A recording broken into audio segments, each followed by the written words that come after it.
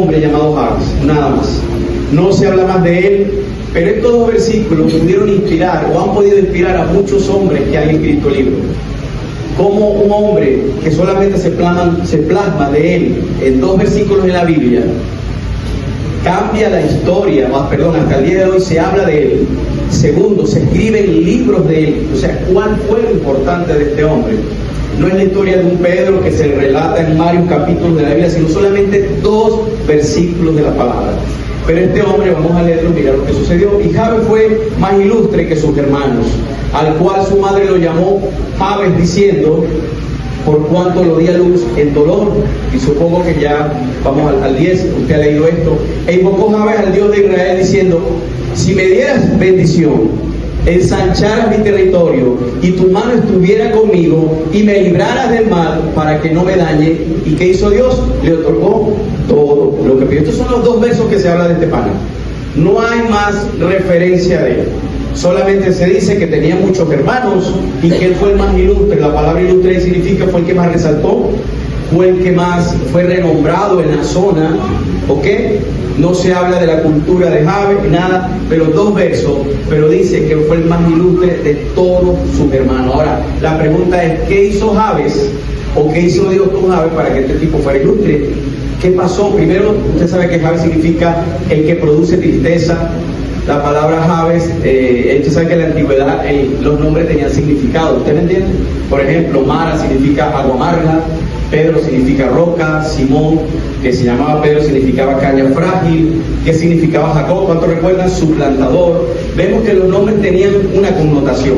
Como la gente varía, o la circunstancia en la cual vivía, ¡pam!, le ponía el nombre al chamo o a la chama. No, hoy día no. Hoy mezclamos un nombre con otro, el del abuelo, el tío, 4 personas y le ponemos el nombre. Antes era marcado y marcaba de alguna forma el destino de la gente. Esta mujer le pone a su hijo el que produce tristeza. El significado en el español es aquel que produce tristeza. Imagínate llamarte así. Imagínate, el que produce tristeza, ven a comer. El que produce tristeza, no desarrolla la cámara. Cada vez que decía el Jabes, el que produce tristeza, por favor vaya a la iglesia. Por favor, el que produce tristeza, deje eso, ¿me entiendes? Todo el tiempo marcado con el nombre. Pero Jabes hizo algo, es que llevó su necesidad a Dios. Dice la Biblia que él oró al Dios de Israel. Él tenía, de alguna forma, vemos que en estos dos versículos que uno se puede vislumbrar, él tenía una necesidad. Esa necesidad, dijo, no, yo se la tengo que llevar a Dios. Dice, invocó al Dios de Israel y pum, y habló con el Dios de Israel y le pidió ciertas cosas. Eso nos enseña, entre otras cosas, que nuestras necesidades van ¿quién? Delante del Señor. El mejor o el más indicado de escuchar nuestras necesidades es Cristo. La forma de poder salir adelante en un mundo tan complejo en el que vivimos es llevar cada necesidad que tenemos al Señor, a su palabra. Por eso existe la iglesia, porque la iglesia es como un pequeño refugio, un búnker donde estamos siendo atacados, pero en la iglesia somos fortalecidos. ¿Sí o no que usted va a la iglesia? Yo sé que sea así y sale como que sabe con ganas de comerse al mundo. Y a lo mejor usted dirá, cónchale, me hace falta la iglesia en la semana, pero evidentemente la iglesia no nos reunimos toda la semana, porque si no, no trabajaríamos. ¿Y qué comemos? ¿Verdad? Pero los domingos que nos reunimos en la Asamblea de Santos, nos congregamos y salimos como que henchidos, salimos como fortalecidos. ¿Saben por qué? Porque la iglesia es un refugio. Y entendemos que mi necesidad va a Cristo. ¿Cuál es el problema de la sociedad donde vivimos? Que sus necesidades no las llevan al Señor.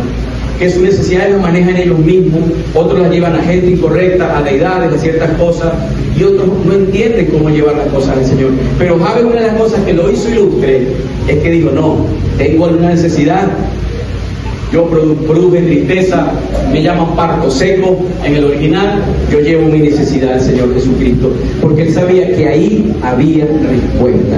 ¿Cuántos saben que ahí hay respuesta? Es bonito, respira, diéramos testimonio, y hay mucha gente que va a dar, posiblemente si no da chance, le va a dar testimonio, cómo Dios ha sanado, cómo Dios ha bendecido, cómo Dios ha prosperado, porque vemos que nuestra necesidad Él quiere suplirla. Dice, Él suple nuestras necesidades conforme a su riqueza. O sea, Él no suple tus necesidades conforme a lo que tú tengas en la cuenta, ni yo, porque si no sería un poco compleja la cosa. Él suple conforme a lo que tiene la arriba, y allá arriba no hay escasez. Entonces Él nos ayuda. Jabes dijo, yo voy a llevar mi necesidad. Pero la primera oración que Jabes hizo fue, bendíceme, oh Señor, bendíceme. Y la palabra bendíceme en el original tiene una connotación muy grande. Hizo estas 4 peticiones. La primera que dijo fue, bendíceme. La segunda oración que dijo, lo segundo que pidió, dijo, ¿lo tiene en el texto? Ensancha mi territorio. Y a partir de ahora queremos que nosotros como iglesia oremos como Jabes. Lo segundo que dijo, ensancha mi territorio. Lo tercero que dijo, que tu mano esté conmigo. Otra versión dice que tu mano esté sobre mí. Y la cuarta petición que hizo fue, que me libres del mal, pero del que hace daño. Y ya le voy a explicar. Y cuando Jabes dice, bendíceme, se estaba dando cuenta que no tenía la bendición de Dios. Mire, una cosa es vivir bajo la misericordia del Señor. Hay gente que vive bajo la misericordia. Cuando no estamos en Cristo, vivimos por la oración de otros. Yo cuando no estaba en Cristo vivía por la oración de una madre que me amaba. Gracias a Dios, toda madre ama a sus hijos. No hay nada más valioso y más poderoso que la oración de una madre por un hijo, por una hija. Y mamá oraba por mí. ¿Y por qué yo podía salir adelante? O medianamente salir adelante. Porque había una mujer que doblaba rodillas todos los días, a las 3 de la mañana, constantemente, por sus 4 hijos. Y uno a uno fueron llegando. Por misericordia. Pero yo no vivía bajo la bendición del Señor. Vivía bajo la misericordia por la oración de otros. Dios no quiere que vivamos por la misericordia de que otro se acuerde y ore por nosotros. Quiere que vivamos bajo la bendición plena del Señor. Por eso Jabes dice, Señor, bendíceme. Y la palabra bendición tiene una connotación en la Biblia brutal. Usted recuerda que todos los hombres en la Biblia, los primogénitos, deseaban ser bendecidos. ¿Cuántos recuerdan a Jacob? Jacob y Esaú, ¿recuerdan? Dos hermanitos estos, morocho, gemelo, morocho. Peleaban desde el vientre como todos los hermanos. ¿Cuántos hermanos aquí pelean con su hermano? Si usted no pelea con su hermano, no es hermano. Peleaban desde el vientre y la mamá era obstinada y dice, Dios mío, esto lo tengo aquí peleando. Y el hombre le dice, hermano, lo que pasa es que dentro de ti hay 2 naciones. Hay 2 naciones, una contra otra. Y cuando estaban peleando para llegar el parto y fueron a parir en el llanito, y cuando están en el llanito pariendo, la mujer en el llanito, ¿saben qué sucedió? Estaban peleando porque era importante el que saliera primero. Porque el que salía primero era el primogénito y era el que se llevaba la bendición de Dios. Porque la bendición de Dios es muy importante y los israelitas, hebreos y judíos hoy día denominados saben la importancia de la bendición del Señor. Y resulta que empezaron a pelear y salió primero Esaú, pero como Jacob también era luchador, como lo hemos aprendido, que hizo Jacob, se fue y lo agarró ¿de dónde? Del tobillo. Y dijo, yo me voy aquí aunque se agarraba de la pata.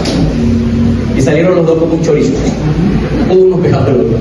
Pero la bendición se la lleva Esaú, porque fue el primero que nació, el primogénito. Por eso vemos que tiempo después Jacob le quita la primogenitura al hermano y va a un sitio a orar porque el hermano lo iba a matar ya de grande, y se le aparece el ángel de Jehová y pelea la bendición. ¿Por qué un pana como este, un hombre, pelea con un ángel para que lo bendiga y le dice, yo no te suelto hasta que tú me bendigas, compañero? ¿Y qué tuvo que hacer el ángel? Golpearlo por aquí y descoyuntarlo. Por eso vemos que Jacob caminaba un poquito así, porque estaba descoyuntado. ¿Qué sucede? Que era importante la bendición del Señor. Él sabía que él necesitaba la bendición de Cristo. Mira, el que tiene la bendición del Señor tiene paz, prospera, no hay diablo que lo toque, no hay mal que le agarre, porque el que está con el Señor tiene contra él. Pero necesitamos orar en este tiempo, que por cierto les aviso, vamos a entrar para aquellos que, ¿cuántos quieren conquistar bendición? Amén. Pregunto de nuevo, ¿cuántos quieren conquistar bendición? Amén. Entramos en 21 días de ayuno.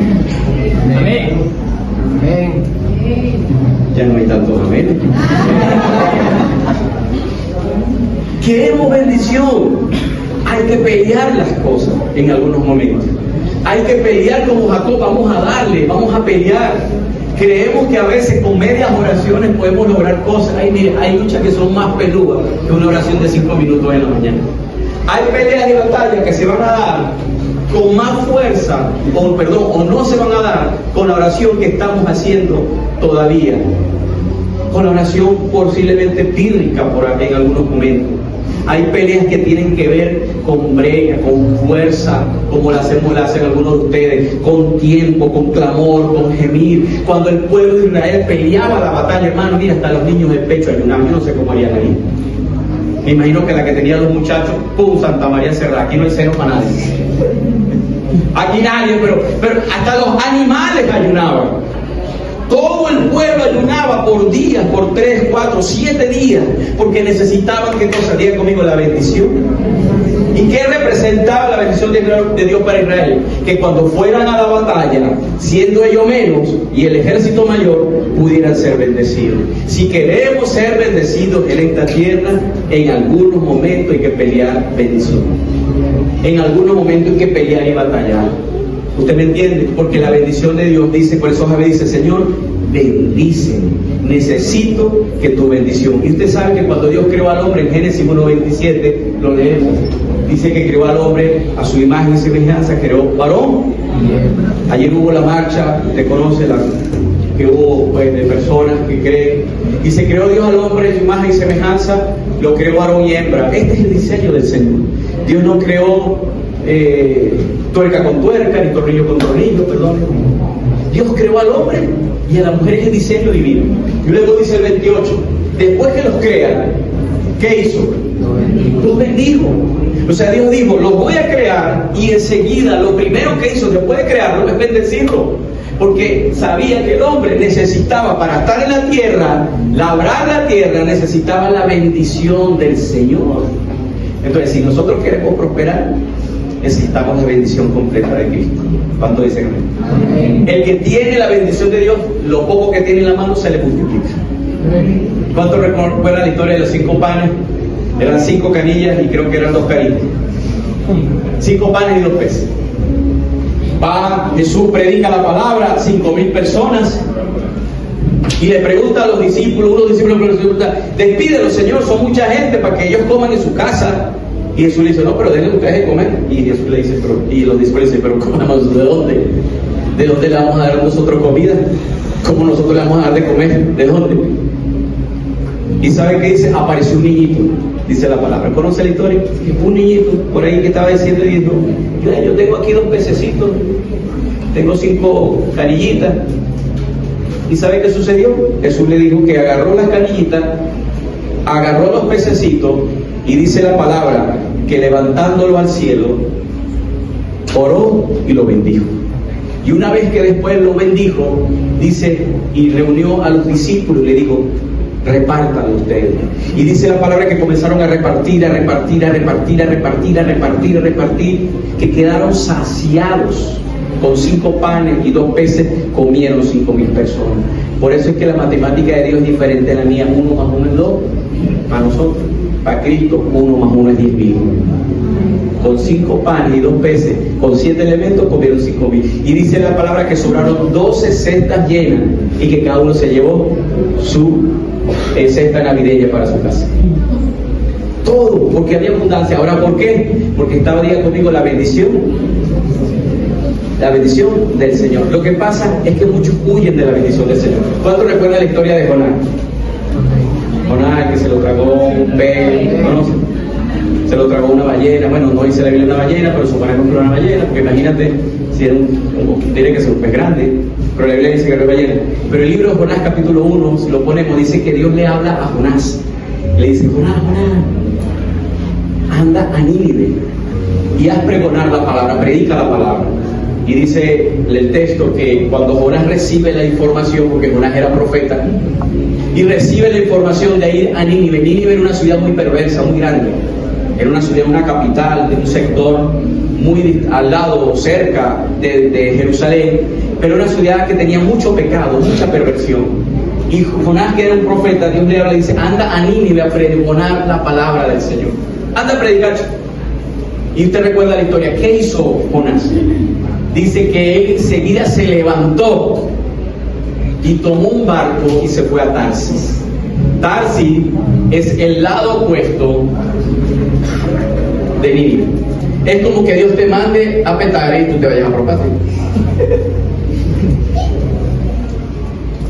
Es como que Dios diga, vete al norte, y tú dices, no, yo voy para el sur. Enseguida Jonás dice que se levantó y lo primero que hizo fue montarse en un barco a Tarsis. ¿Y sabe qué dice el texto? Que no solamente fue a Tarsis, sino lejos de la presencia del Señor. Porque hay gente que anda haciendo en Tarsis, hay gente que anda empeñada en Tarsis. Dios le dice que haga algo, hermano, vaya a Nínive, no, usted sea, hay gente que se va a Tarsis. Hay gente que anda huyendo de la presencia del Señor, sin saber que está huyendo de ella. Porque cuando estamos dentro de su presencia hay bendición. Dice el texto, más adelante lo vemos en todo el capítulo 1, que Jonás conoce la historia. ¿Qué sucedió? Se va a Tarsis, se monta en un barco y el barco comienza a caerse. Tempestad alta. Y habían varias personas que tenían varios dioses. Y empiezan ellos a preguntar, pero perro, ¿por qué qué malo? ¿Qué pasó con nosotros, Dios mío? ¿Por qué este problema? Cada uno tenía un dios. Pero ¿dónde estaba Jonás según la Biblia? Dice que Jonás estaba durmiendo. O sea, había una tormenta y el pana estaba durmiendo. Hay gente que está así, que alrededor Dios se está moviendo y haciendo cosas, o hay un atentado en contra de la casa espiritual y ellos están durmiendo, roncando, no sienten nada, no perciben nada, y de repente la mujer le dice, pero mira el peligro, no, yo no veo nada, o el otro le dice, o la iglesia le dice, yo no veo nada, porque posiblemente están como una huyendo de la presencia de Dios y dormidos. Ahí estamos dormidos, hasta que llegan los hombres y lo despierten. Dice, hermano, ¿quién es tu Dios? Clama a tu Dios. Hemos clamado a todos los dioses para que se calme esto, vamos a morir. Y él le dice, que ¿tú crees, tienes alguna razón, tienes alguna lógica de lo que está pasando? Y le dice, hermano, es por mí, porque Dios me mandó a Nínive y yo me quiero ir a Tarsis, que me dio la gana. Porque, vuelvo y repito, hay gente también que dice así, yo no quiero.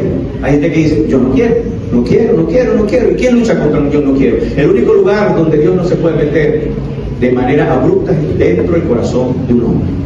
Dios nunca va a vivir en tu corazón, al menos que tú le digas, Señor, ven a mi vida. Amén. ¿Cuánto le dice, Señor, ven a mi vida? Sí. Porque dice la Biblia que Él llega a tu puerta, toca, llama, y si tú le abres, entra, cena contigo y vive contigo. Yo quiero que Él entre, que cene conmigo y que viva conmigo. Dios me guarde de cerrar las puertas a Cristo. Entonces cuando le dice que lo saca, lo botan, lo traga el pez lo traga, él clama dentro del pez. Algunos teólogos dicen que él murió, otros dicen que no murió, yo no voy a entrar en detalles, pero lo importante es que clama el pez, luego el pez lo vomita. ¿Y saben qué sucede? Dios le da una segunda oportunidad. Gracias al Dios vivo, Dios mío. Yo creo que yo estoy por la enésima oportunidad en mi vida. Dios, gracias por la segunda oportunidad. Y cuando le da la segunda oportunidad, le dice, bueno chicos, haz lo correcto, anda a Nínive y predícale. ¿Y sabe qué sucede? Él va a Nínive, les predica, se arrepiente y Jonás se pone bravo porque se arrepiente. Se pone bravo porque se arrepiente. ¿Cuánto se contentaría si alguien viene a Cristo? Usted le habla a alguien de Jesucristo, recibe a Cristo, ¿qué hace usted? Bueno, se alegra. No, él se pone bravo. Se puso bravo. Huyó de la presencia de Dios, su carácter, su temperamento. ¿Sabe por qué? Porque el huir de la presencia de Dios no nos hace tener la bendición. ¿Cuánta gente anda luchando y batallando y sudando? Por eso yo siempre le digo a la gente, hermano, usted no necesita plata. Levante la mano los que necesitan plata. No la necesita. Usted necesita a Cristo y la fe. Porque el Proverbio 10:22 dice que la bendición de Dios es la que enriquece y no añade tristeza con él. Si usted espera ser bendecido por su sueldo, por lo que produce, usted va a ser bendecido. Pero somos prosperados no por lo que hacemos, somos prosperados porque tenemos un Dios que hace que seamos bendecidos a través de los elementos humanos. Amén. Porque siempre le he enseñado, usted siempre estará en desventaja. Siempre estará en desventaja. Si su meta son $10,000, usted quizás tiene 500. Si su meta son $3 millones, usted tiene 1 millón. ¿Me entiende? Siempre estaremos en desventaja. Y gracias por esa desventaja, porque esa desventaja nos hace confiar y depender del Señor. Usted sabe que David, el rey David, fue un hombre conforme al corazón de Dios, ¿verdad que sí? Pero David tenía un problema. ¿Cuál es el problema de David? ¿Quién da más? ¿Las mujeres? ¿Qué otro problema tenía David? ¿Quién cree usted? David tuvo 7 mujeres, 8. Tuvo 5 esposas y 3 concubinas. Perro, 8 suegras. 8 mujeres. Salomón tuvo 700 mujeres. 400 esposas y 300 concubinas. ¿Cómo haría? No entiendo. Si es para amar a una sola y entender a una sola, lleva tiempo. Uno aprende cuando la esposa no pide, la esposa menciona, la esposa va por el baja y dice, concha, dile de un helado rico. Y tú sigues. Pero la noche está brava. Y ella quería helado, pero nunca te lo dijo. Ella lo mencionó, pero que yo dije, no, viste que el helado rico. Yo dije, sí. Entonces, ¿qué sucede? Como el problema de David, ¿sabe cuál era? Las mujeres. Pero David era conforme al corazón del Señor. Y aprendí algo en estos días que me lo enseñó un gran amigo y me dijo, Virgilio, David tenía que pecar. Y yo, ¿pero por qué? Claro, porque si David fuera perfecto, sería Dios. ¿Usted me entiende? David tenía que ser imperfecto. ¿Por qué tenía que ser imperfecto? Porque Dios es Dios. Dios es el único perfecto, el único que no puede cometer pecado. Eso no me da licencia para pecar, porque usted y yo pecamos por vías de excepción, no por hábito. Usted peca porque un día se comió algo, ay Dios mío, le quité la cabeza a los muchachos, déjame ponérsela de nuevo. Lo voy a coser. Ay Dios mío, dije tal cosa que no había dicho y usted me entiende, y yo también. Ay Dios mío, tiré la chancleta, tiré la broma, me mandé al hijo al psicólogo, le partí 4 palos de escoba en el lomo. Usted y yo cometemos errores, pero no es nuestro estilo de vida. Entonces ese estilo de vida pecaminoso no es correcto, pero el fallar hace entender que yo dependo del Señor y que Cristo es el Señor. Pero la forma de recibir la bendición del Señor es estar bajo su voluntad. El que está fuera de su voluntad es muy peludo seguir adelante. Es luchar con un gran mar, es luchar en una subida, es empujar un camión 350 allá en Galipán subiendo, es empujar algo cargado de mercancía. Es muy difícil. Por eso vemos gente muy cansada en la vida, muy cansada en la sociedad, obstinada, cansada porque están fuera de la voluntad del Señor. No hay una bendición plena. Están bajo la oración de una iglesia que ora. Pero todos los que estamos acá estamos bajo la bendición de Dios. Denle un aplauso al Señor.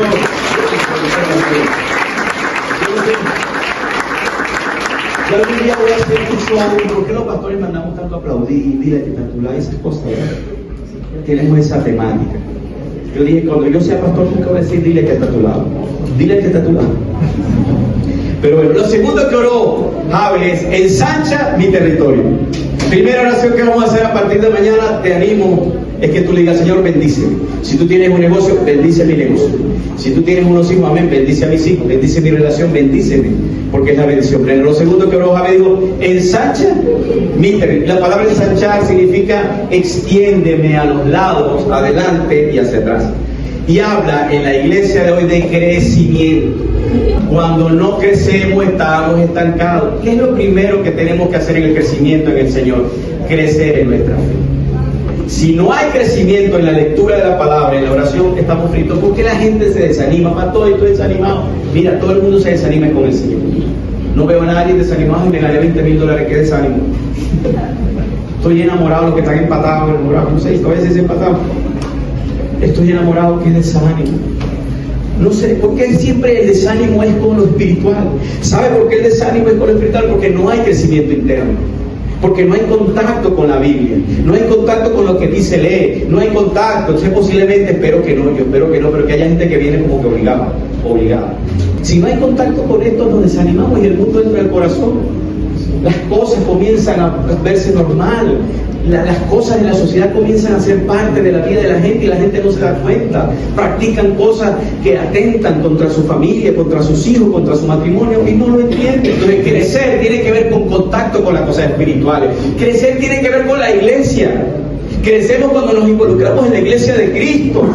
No nos tomamos ese cuento de que servir a Cristo es perder el tiempo, hermano. Yo no veo a un apóstol, Pablo, diciendo, amados, en el libro de Corintios capítulo 5 verso 17, no le sirvan a la iglesia de Cristo porque eso es perder tiempo. ¿Lo ha leído en la Biblia?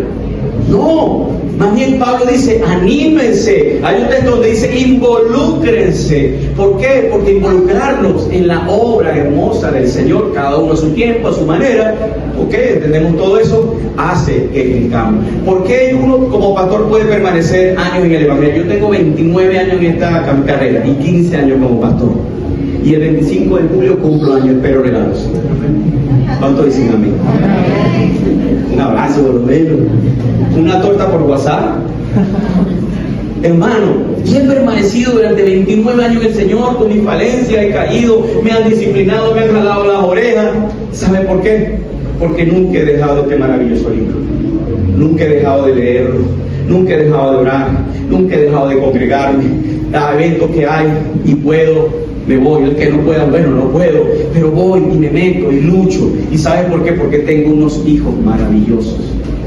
¿En qué sentido? Que tengo que darles. La Biblia dice que si mi hijo me ve orar, él va a orar. Entonces hay gente mandando a los hijos a orar y él no ora. Anda a orar, ¿y tú, papá? Lee la Biblia, ¿y tú?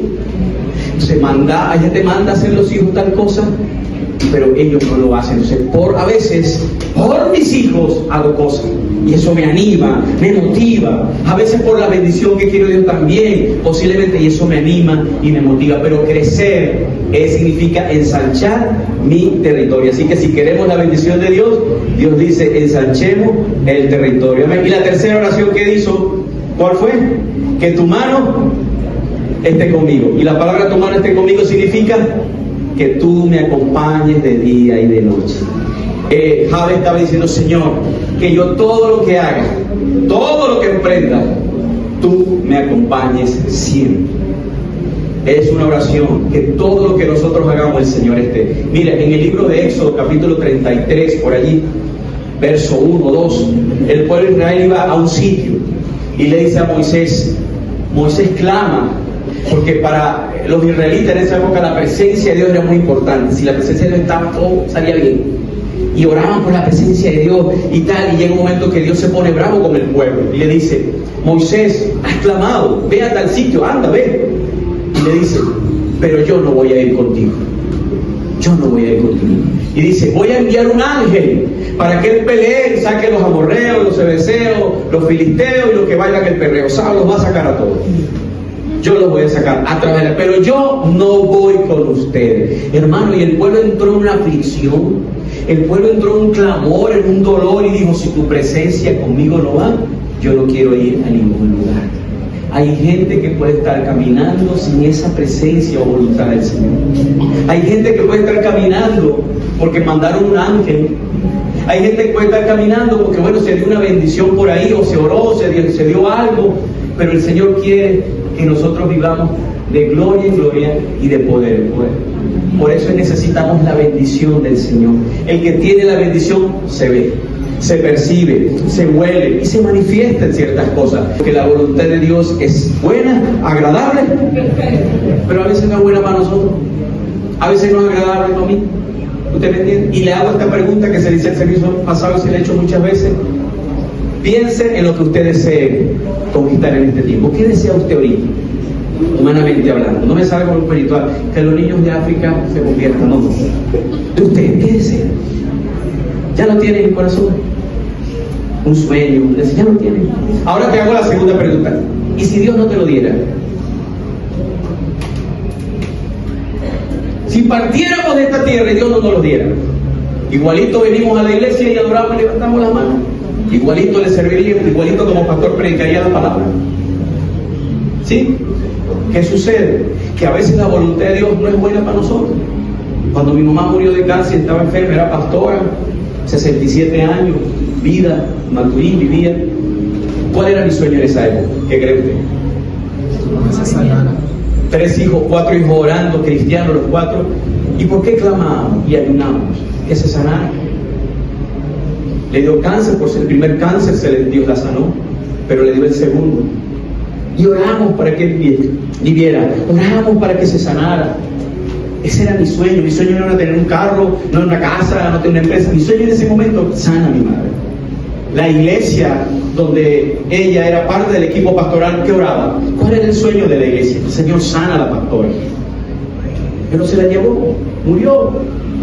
Ahora la pregunta es, si Dios no me cumplió ese sueño, ¿quiere decir que Dios es malo? ¿Quiere decir que yo no tengo la bendición de Dios? ¿Quiere decir que estoy bajo maldición? ¿Qué quiere decir?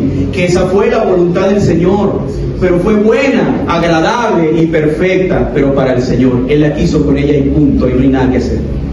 Él quiso llevársela y ahí contra eso, ¿quién? ¿Usted me entiende? Entonces la bendición de Dios a veces no es agradable para mí.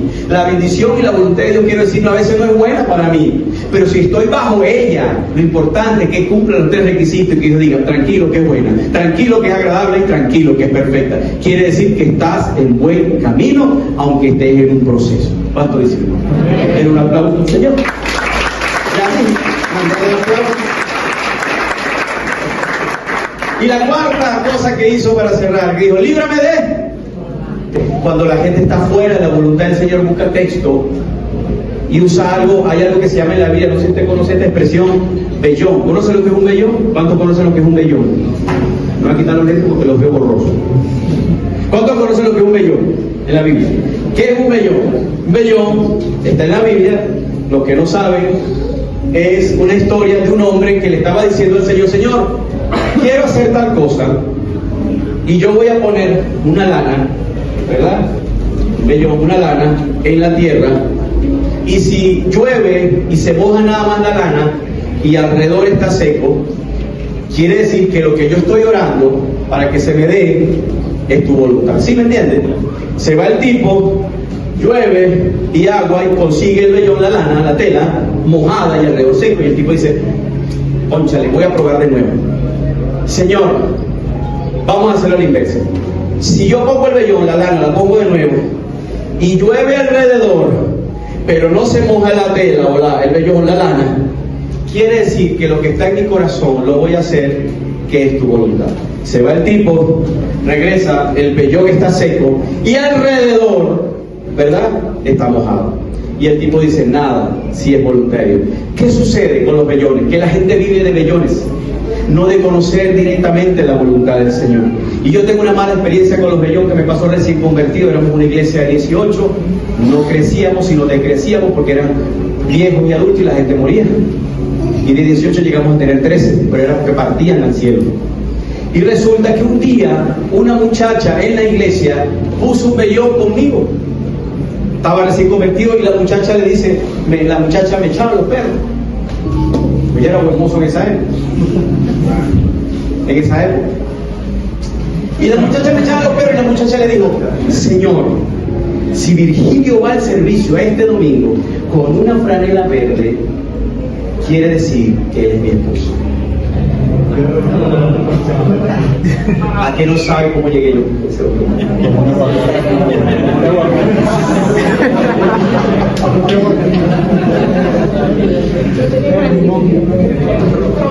Nunca usó el verde, ¿vale? ¿Cómo se puso una franela verde? La única que había, que creo que era mi hermana. Y llego yo al culto, a la iglesia, por mi iglesia, y veo que la muchacha está en la puerta porque era el protocolo, era una iglesia como de 150 80 personas, y veo que cuando me ve le irradian los ojos, le brillan, me sirve más café de lo normal. ¿Qué le pasa a esta boca? ¡Qué buen esposo! Pasa, Virgilio, siéntate en tu casa. Cuando antes ni me veía y tal, y me siento y veo que yo estoy sentado acá y ella me ve, perdón, yo estoy sentado acá y está adelante y ella voltea adorando al Señor, y cuando me veía y me tiraba hojitas, y yo creo que le pasa a ella. Me entero a los días, me dice, pastor, yo no era pastor Virgilio, lo que pasa es que ella, no iba a decir el nombre, pero bueno, ella oró al Señor y le puso un vellón. Y yo, ay, qué bello fue. Bueno, que si tú venías con una camisa verde, yo le dije, perro. La mujer se me acerca y me dice, tú eres mi esposo. Y yo le digo, perro, pero no me avisaron. Traten de avisarme. A ver, bueno, cuando no se casa uno se pregunta, ¿no? Tú eres mi esposo. Y yo, ¿por qué? Porque yo le puse un vellón al Señor. Y el Señor no se equivoca. Y tú llegaste con la camisa verde. Y no sé qué más. Y no sé qué más. Bueno, se equivocaste. Porque Dios te dijo algo a ti, pero a mí no me ha dicho nada. Hay gente que vive de vellones. Si la casa se vende, me voy. Si viene mi amigo Iván y me abraza de esta forma, quiere decir que es de Dios. Si la muchacha me dice hola, me empato.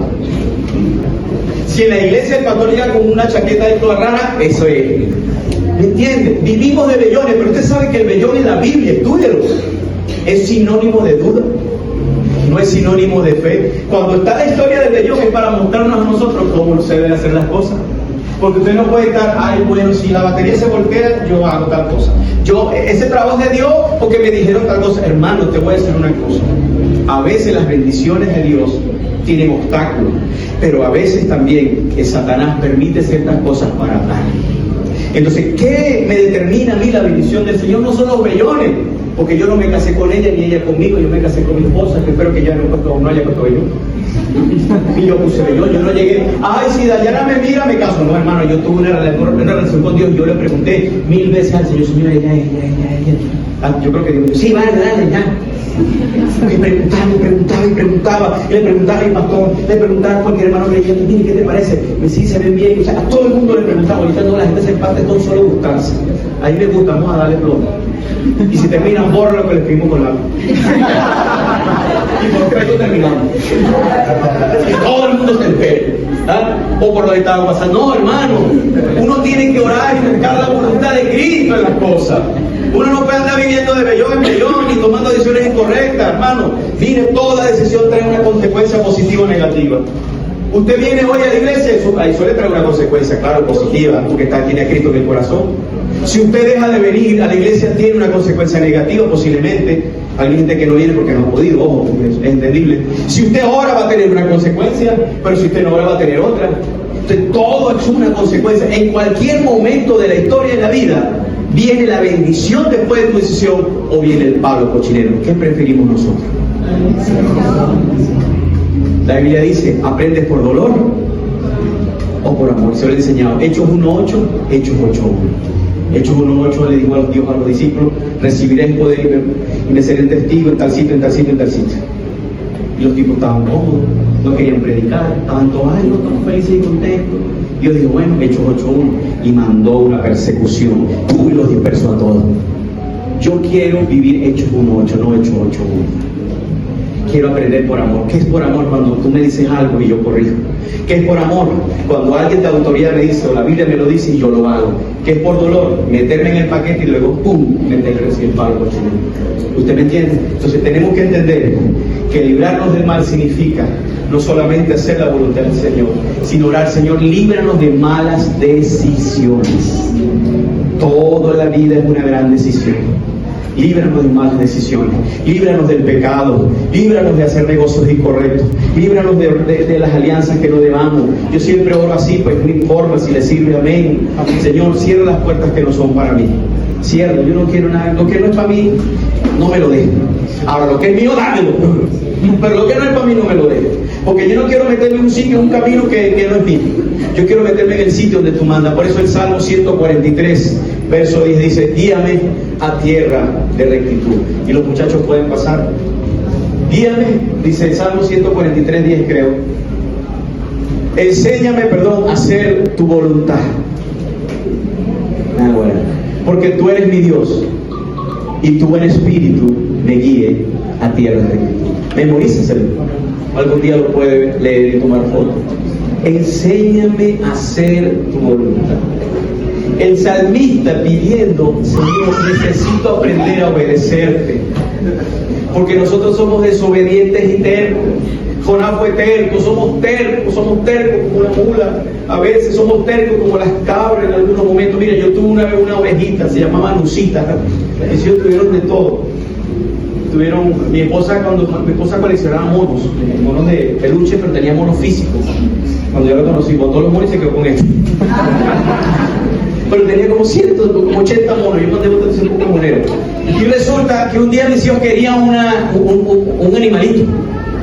Y yo me fui a Villa de Cura al fondo con una amiga y le traje una oveja.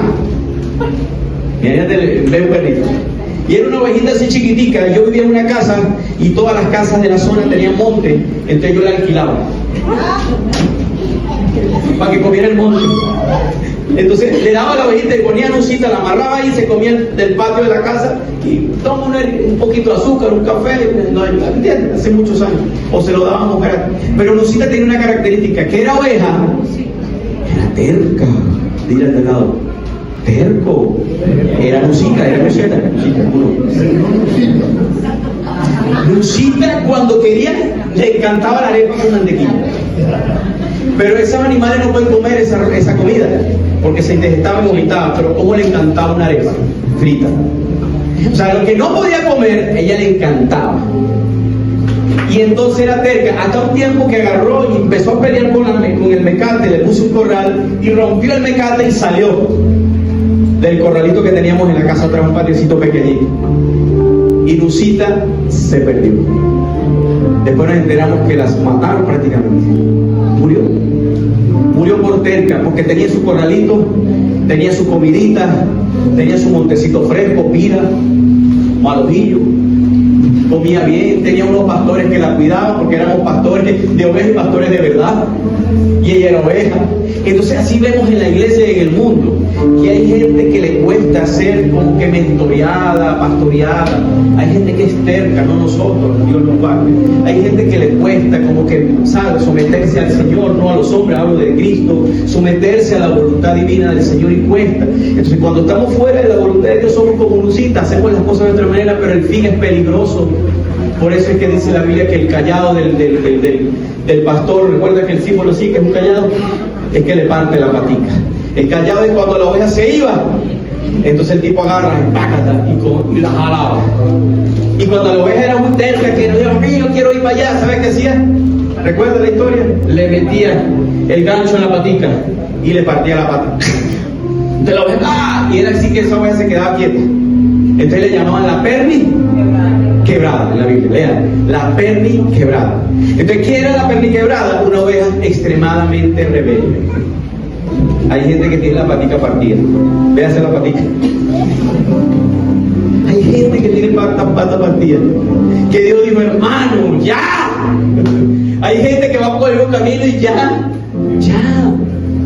deja ese hombre, deja esa mujer, deja esa relación, deja ese pecado. ¿A cuánto más? Ya. Y él dice, Dios mío, ¿cuántas patas te van a partir? Tienes 2. La oveja tenía 4 y a veces le partían las 4. Después venía el pastor y le entablillaba, la cuidaba y la tipa como que entraba a la ovejita y ya, listo. No seamos perniquebrados, Dios nos guarde. Sometámonos siempre a la voluntad del Señor. Amén. Bendice, diga conmigo, bendíceme, Señor. Ensancha mi territorio. Que tu mano esté sobre mí. Y líbrame del mal que me hace daño. Coloco ese de pie, por favor. Y levantemos nuestras manos al Señor.